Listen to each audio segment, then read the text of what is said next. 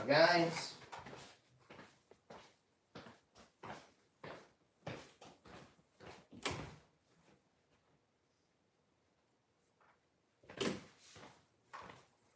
Welcome back to the channel of the guy who complains about the fact that we gave our country quote-unquote gave our country $20 billion, which is enough to mint about 338 years of pennies, but we have to stop making the penny in the United States because screw me. Welcome back, guys. We're going to do a bag. This will probably be our second to last bag for a very long time. Let's see. I have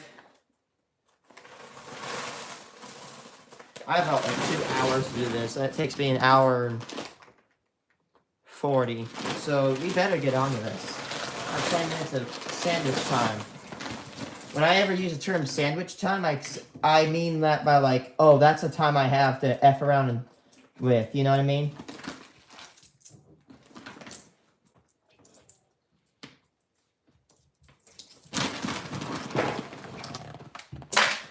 Alright, guys, so if you were keen, you probably didn't notice a penny box search yesterday. The reason for this is because of the unfortunate shortage of pennies. By the way, thanks for the like, man. You're amazing. We will no longer be doing a daily bag / box search. And I heavily apologize to people, but I simply physically cannot do it. But, guys, I have a little bit of that's the bad news. I have some good news. If I save up money, I will consider going into nickels. And if I save up even more, I'll go in the quarters. Dimes, I'm not really a big fan of. I'll do quarters and nickels, though. My problem is a nickel box is worth 4 penny boxes. So we're going to have to save up. If I do 7 penny boxes, per like half month, if I do 7 penny boxes / 7 nickel boxes, I actually need to have $700 a month. Oh no, I need $1,400 a month, which is not that bad if I save up. There's an estimate. Okay. So we have another bag to do. Let's I hope I could do some Farming Simulator. I hope tonight. Might watch one episode of Stranger Things tonight. So yeah, I will say that is a positive outlook on things. I'm trying to remain positive. However, another thing is, you know what? Think about this. I previously have said that my previous rate is my old rate of penny box searches was 2 boxes a month. I'd have one day where I searched 2 boxes, and I would do it for another month. However, even a box every 2 days is very, very good. Here's a Canadian penny. Okay, let's do this. Of course, as I said, we're going to set increments of 200. I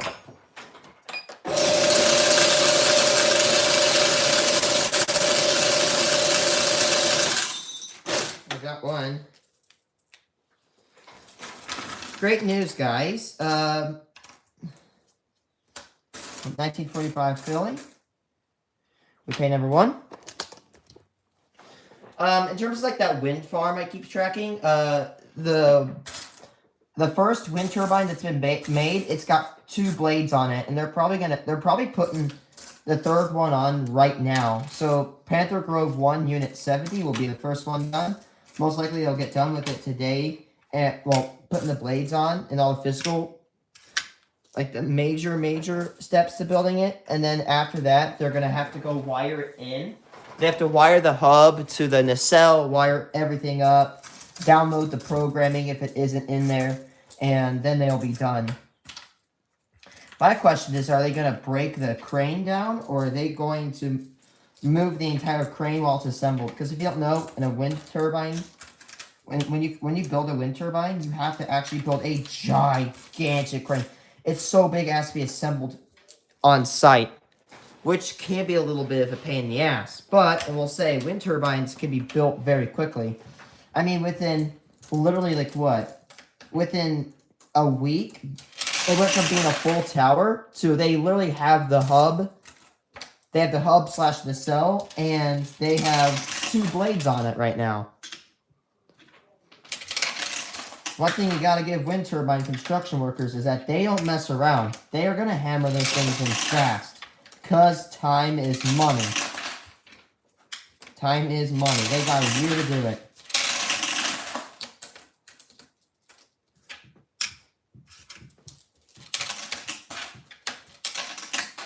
And by the way, I'm going around with a map and I'm tracking the stages of all the turbines he built.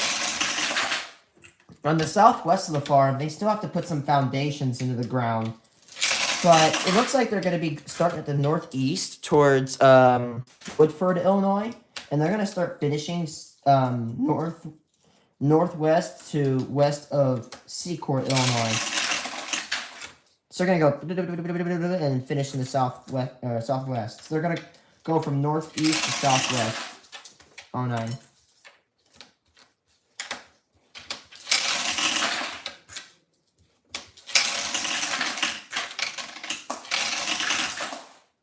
By the way, I am getting extra hours. I could have technically started the nickel box searches, but you know, I can't because we don't have the money for it. Plus, I owe there's 17 Philly. I owe my dad because he bought me a diesel generator with a tower on it, and I have to pay him off. So that's gonna take a while. Plus, I have to save for Fight for Life. At the very latest, I'll probably begin searching nickel boxes every 2 days on, what do you call it? Maybe in, like, very late quarter for quarter 1 of 23. Again, hopefully I'm getting more hours of my job. Hell, I might even get another job. That way I can get more.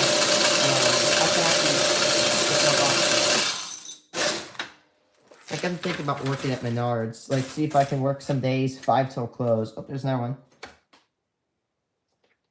1941 Philly.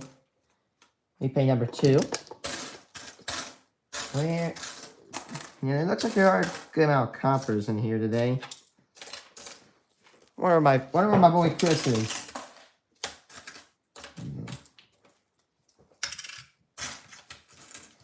Yeah, I will say, it does look like that the southwest portion of the wind farm is the least constructed. And usually when they build the turbines, they actually move all the parts onto the site, and then they'll put them together.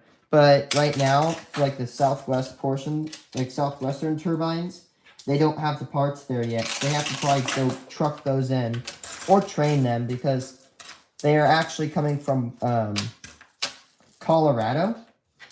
There's 3 towns. Oh, there's another wheat penny. 1946 Philly.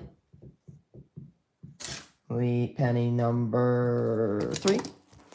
So the towers for the wind turbines are going to be coming from a place called, or most likely coming from a place called Pueblo. It used to be a Vestas power plant, but they sold it to another company. Then in Windsor, Colorado, they're going to be making the blades. And in Brighton, Colorado, just south of that, they're going to be making the nacelles or the nacelles, generators, and hubs. So the nacelle is the box that sits at the top. 17 Philly. It is NACELLE, if I'm not wrong. And yeah, they are the boxes that sit at the top. They're all going to be shipped in from Colorado on trains. The good thing about this farm is that there is a railroad track near it, because it's right by US 64. So they'll be able to get those right off the train and truck them around.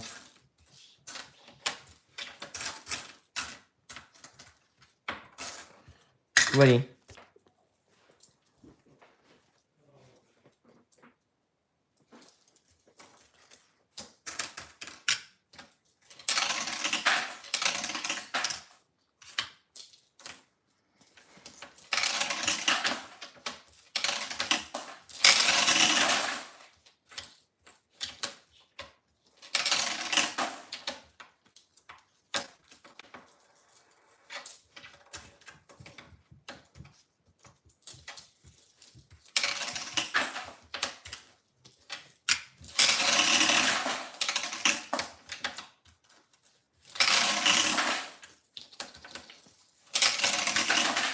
see it.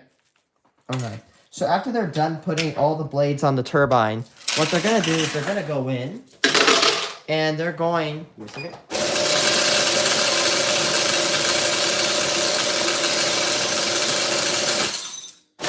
Could be a couple Wheaties. Oh, there's one at the top. Oh, stop.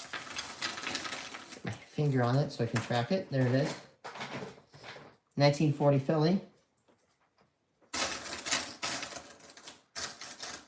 Wheat penny number 4. Not bad. There's also an 09 here. But what they have to do is that there's a thing called a slip ring. And a slip ring is a device that transfers electricity from a static object to a rotating one.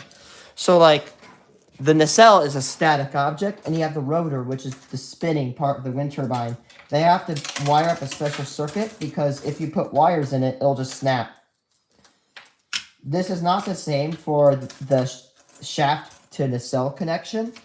So when they sit on their giant towers, they can actually only rotate any direction 3 times. And then if you ever see a wind turbine and it's like spinning like this, it's yawing. Right, when it spins horizontally and points a different direction, that's what we call yawing. And it's stolen directly from the air industry. When you yaw a plane, I'm pretty sure you turn it directly left and directly right. So turbines will yaw into the wind to capture the most energy. They will actually detect the wind speed, and if it's right for 10 minutes, they'll turn themselves on. But if it can't sustain the correct wind speed for about 10 minutes, it won't work. Which is pretty uncommon. They work most of the time. I see them.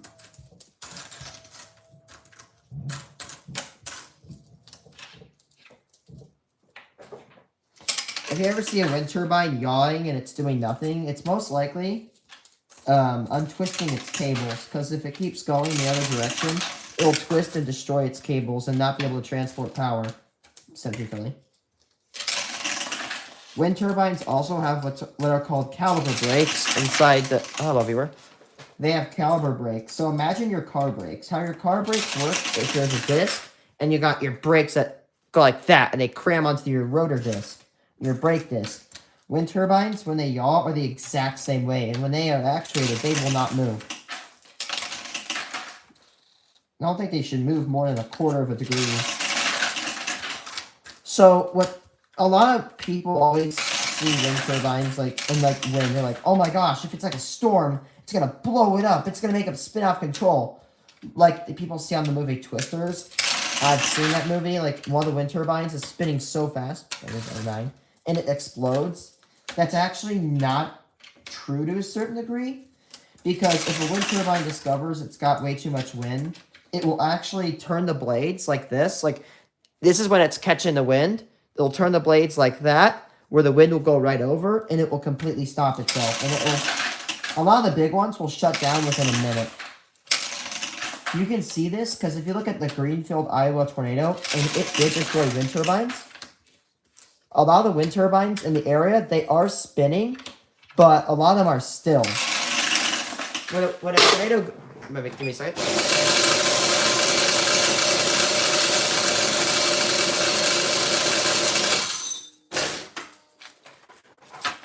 Like, sometimes the tornado will kind of spin the blades, but the blades will be like this. So when it's spinning, the air it's catching the air, so it slows it down. It reduces the speed. This is called feathering. Another thing is, okay, but what if the power is lost? Won't the turbine, won't it not feather? This is where the EPU comes in. Inside the hub, which is the thing that connects the blades. By the way, you guys sitting here and watch me talk about wind turbines, thank you. You actually make me feel less lonely. You're very patient. I'm sorry, I'm just yapping. Anyway, inside the hub, there are these battery packs. Essentially. If the electrical connection between the hub and the TCU, which is called the turbine control unit, which is the brain of the entire thing, if it stops, or if it does not receive a connection, it will automatically shut the thing down. It will rotate the blades and feather them and turn the turbine off. this is an emergency failsafe because if there's like a power out, right, you can't turn the blades, but that's not true because the backup battery system will actually feather them off, which is really smart.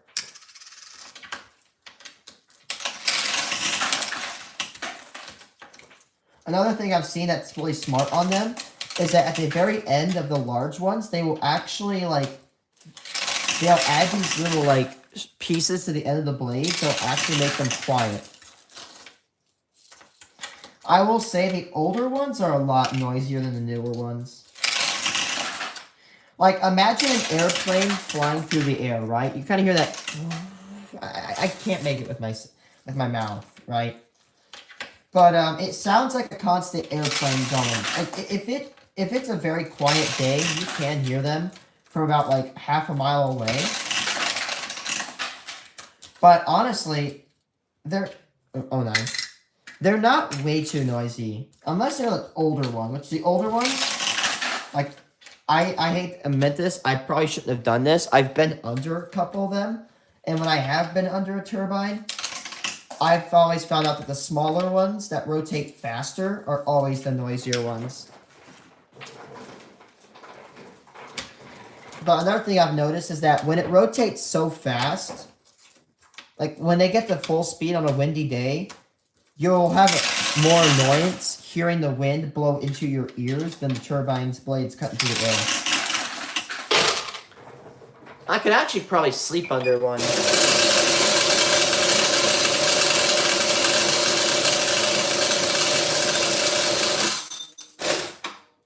I will say though, if you are under a turbine and you sit there for a while, you may be able to hear the yaw motors, which can be annoying.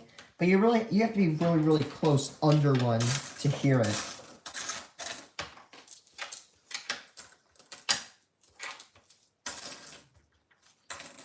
I can't make that sound with my mouth, but I know what the yaw motors sound like.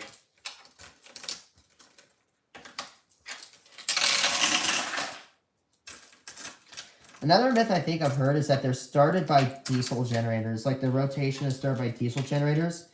That's a pure myth. So what's really smart about the blades is that they're actually like, oh, there's estimate. They're actually very, very closely related to like airplane blades or airplane wings. Because, oops, okay. Now, it looks like this, right? A flat top with a curve on the edge. The wind is going to go around two ways. It's going to go over here. Bad voice crack. The wind that goes under is going to get to here faster than the wind up here.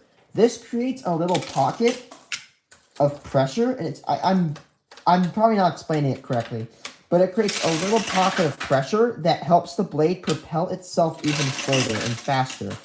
So another smart thing is that the blade is built not only to catch the wind, but when it's spinning like that, it's built to cut through the air. It is actually very smart. I'm not kidding you. I'm not capping here. I have an airplane in my house. It's like a little tiny plane, probably no more than like 15 foot long. That sounds big, but that's a very small thing for a plane. And we have a frame of the wings, and sure enough, it looks just like if you were to cut a wind turbine blade away.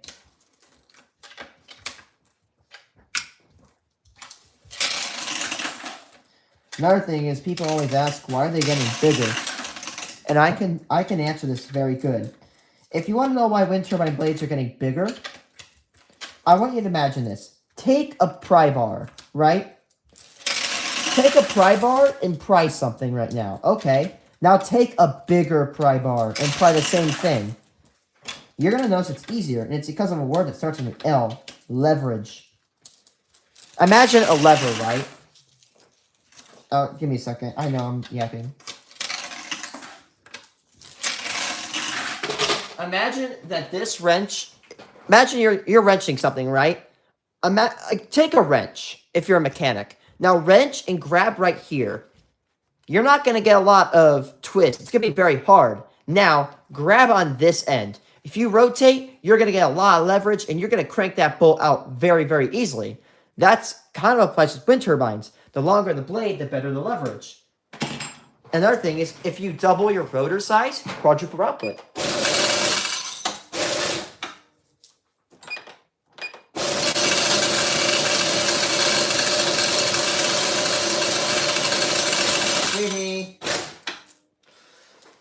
So let's say, oh wait, before I get into that next part, on the weedy on the top. See if I get another one. Get another one.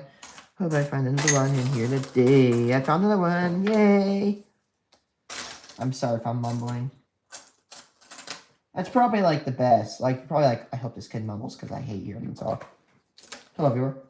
1945 Denver, 1958 Denver. Wheat pennies number 5 and 6. Let's see, where was I at? 09.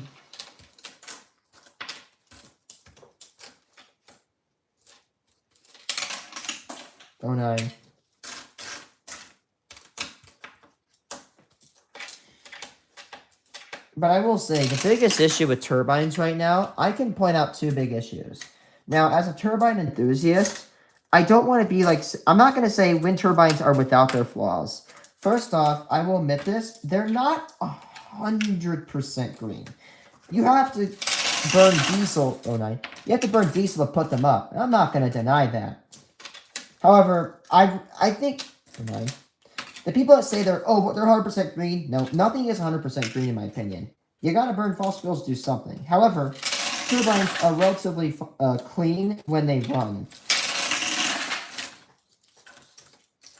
They do require lubrication. Although I hope in the future that they will switch over to plant-based lubricant. Like I even talked to my teacher who knows turbines a lot, and he says, yeah, they may one day switch to plant-based lubricant. And I think it's like 50 to 100 gallons per turbine, and they change it every 18 months. Now, another thing you should know, is that like a turbine for like a coal generator turbine requires I think over 100,000 gallons of lubricant. Lubricant for an actual steam turbine is nuts. But, like, realistically think about this. Like, everything that moves needs lubricant. Your car, you don't put oil in that car, your engine will tear itself to shreds. Because the oil is a lubricant. It helps the piston heads move better between, themselves and the wall. Or the piston walls. Or, no, sorry. The cylinders. Sorry, I'm not really a car guy.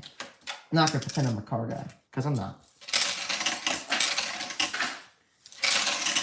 The lubricant rarely leaks out, and the grease rarely leaks out. However, there is one model that's, in my opinion, notable, is that the Vestas V82, which is an older model from like the early 2000s, it leaks like a bitch, dude. They are dirty turbines. The V82... They are dirty wind turbines.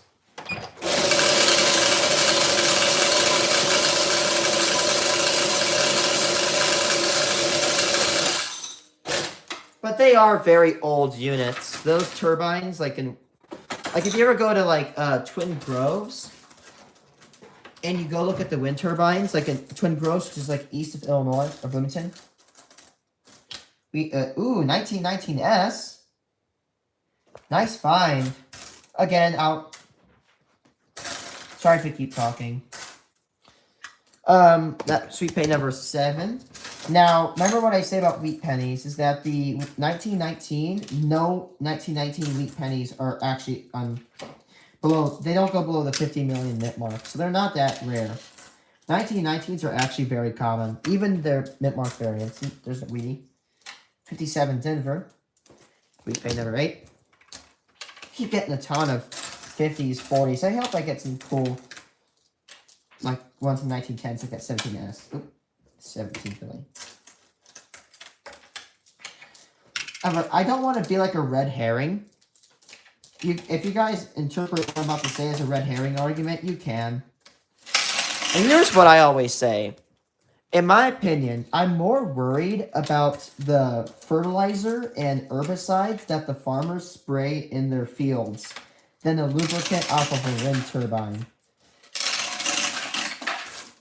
Because of, like, the lubricant, we know it's oil, but, like, for herbicides, we really don't know exactly what's in. Like, we know what herbicides can do, but we don't know the exact chemical construction. You could also argue that with turbine lubricant, and that is a fair point. But we'll say one thing that they do great is that they have a lower death rate than coal. But the biggest weakness of wind is that they don't generate a lot per unit. Like, a coal turbine's going to put out like 500 to 1,000 megawatts. A turbine will put out, like, on land, you're only going to look, like, the newer ones, you're only looking at about like 6 megawatts at the best. So, the biggest weakness of turbines that you have is, one, the blades are not recyclable, and two, you need a lot of them. But the great thing is, here, is that we're developing better and better turbines every year. And, for example, these turbines I'm looking at now, I have 102 turbines. 102 wind turbines. Let's say 100 turbines next to my house. And that entire farm generates 150 megawatts. Well, guess what? A wind farm that has the Vestas V162 6 megawatt, they have 50 units and produce 300 megawatts. So this new farm, half the units, half the wind turbines, but double the power capacity.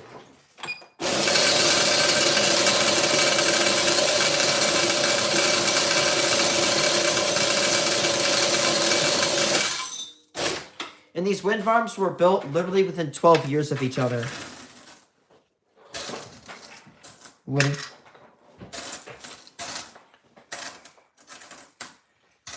However, I am eyeballing China because it is a concept, but they might be trying to make a 10 megawatt onshore.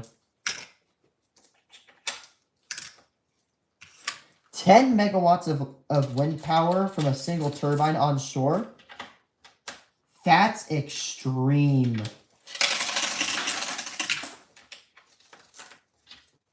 I'm pretty sure the largest commercially deployed turbine is the Vestas 236, 15 megawatt.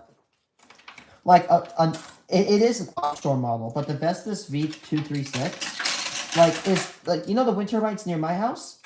10 of those equals the capacity of one of these 236 models. 10. What's the gigawatt yield of one of those? Give me a second, chat. I have to nerd out. What's a gigawatt?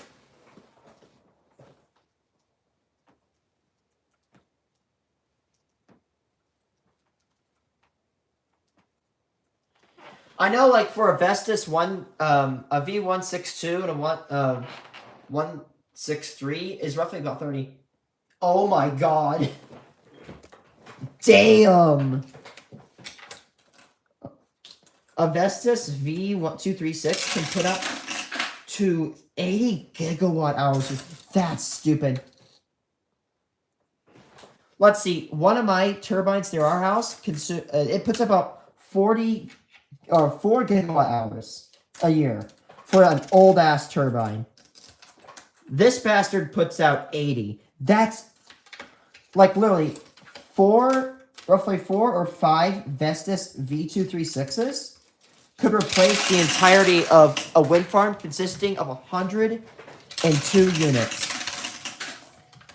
That, you could literally knock down all 102 units and put 4 V236s offshore and it would still equal.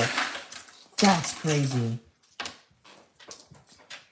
Like, just in the past 20 years, we are getting so good at making them. We do need to figure out how we can sustainably get the blades recycled. The problem is you can't recycle the blades.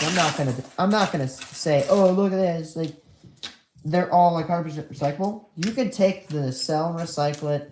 You can take the shaft and tower, but you can't take the blades. The reason this is because the blades are made out of composite materials that cannot be recycled. And you might be wondering why use those materials? Because if we use any other materials, it will be heavy and expensive. You need to have like space grade materials.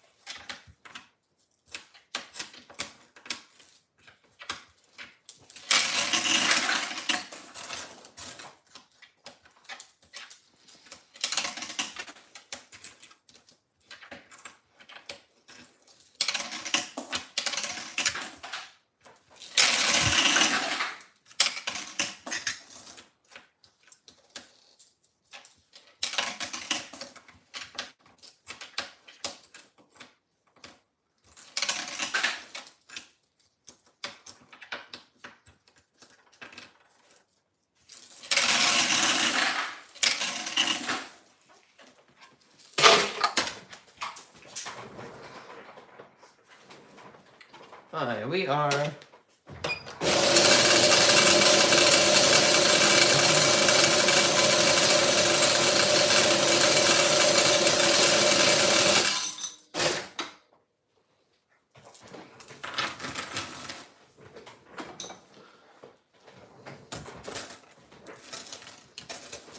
What we need.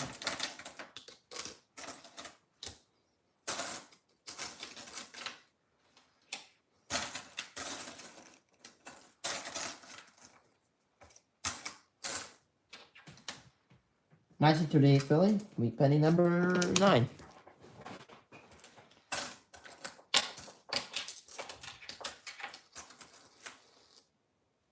Ready. Estimate.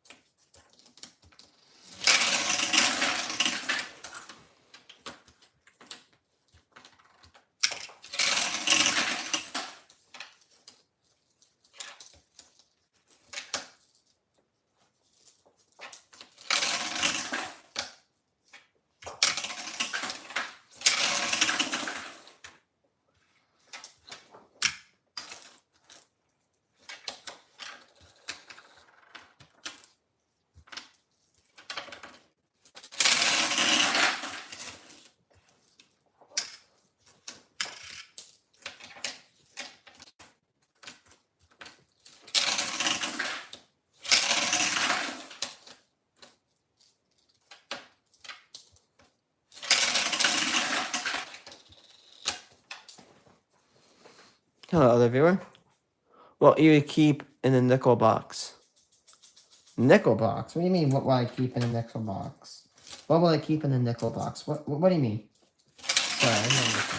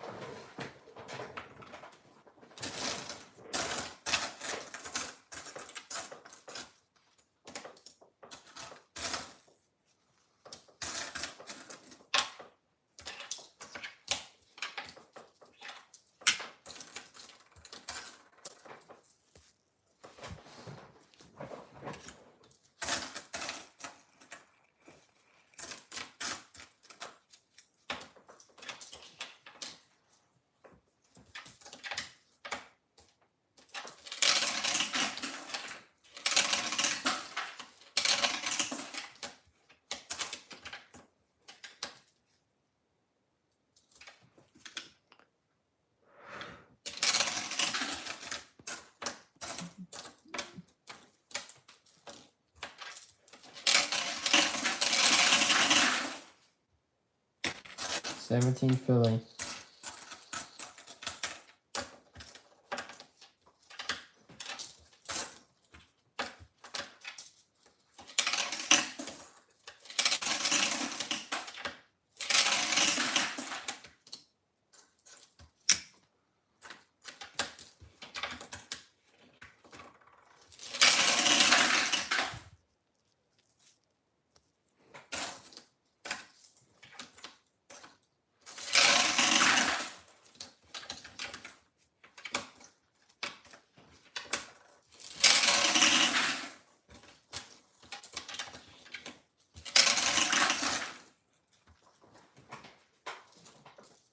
Oh, nice.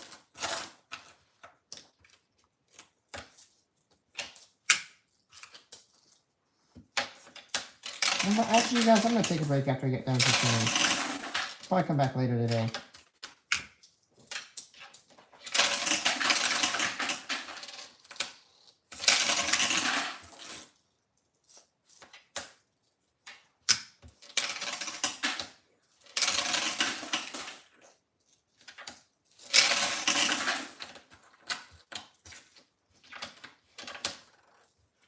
Oh, nice.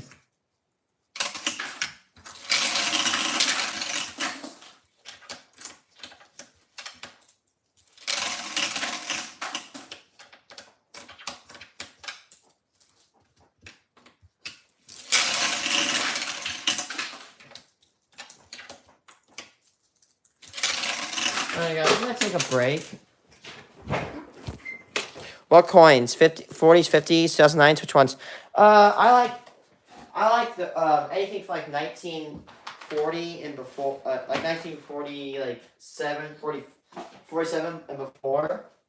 I like S mints because they were actually San Francisco minted nickels, and I also like Westward Journey and Buffalo nickels and war nickels.